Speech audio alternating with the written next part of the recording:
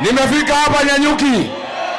Huyu msaliti wa Laikipia, Mwangi Kionjore, alikuwa anasema ati nisifike Nyanyuki. Hapa ni kwake? Hapa ni kwa mama yake? Kionjore aende asiende?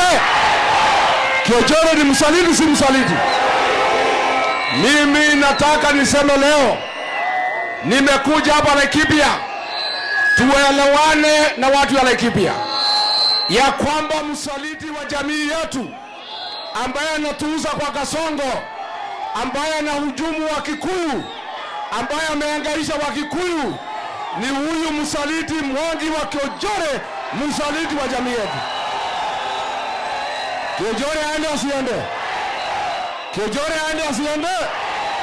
Ni msaliti si msaliti? Kionjore ni msaliti si msaliti? Huyu Mwangi Kionjore, nikiwa deputy president, wakati ya Gen Z, alienda akamwambia Kasongo ati wa Kikuyu 20,000 ati ndio walikuwa wamekuja Nairobi kupindua serikali yake. Mimi nikamuuliza Mwangi Kionjore, kwani hao wa Kikuyu wako na alama?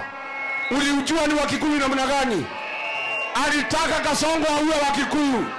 Wewe Mwangi Kionjore, damu ya Gen Z iko mkononi mwako. Harambee! Huyu Mwangi Kionjore aliuza jamii yetu kwa Kasongo, akapewa tenda ya kusupply vikingi ya stima ya shilingi bilioni 1, akauza jamii yetu bilioni 1 kwa Kasongo. Hiyo pesa Mwangi Kionjore umepata inatosha wewe. I am announcing today the permanent retirement of Mwangi Kionjore from politics here in Laikipia.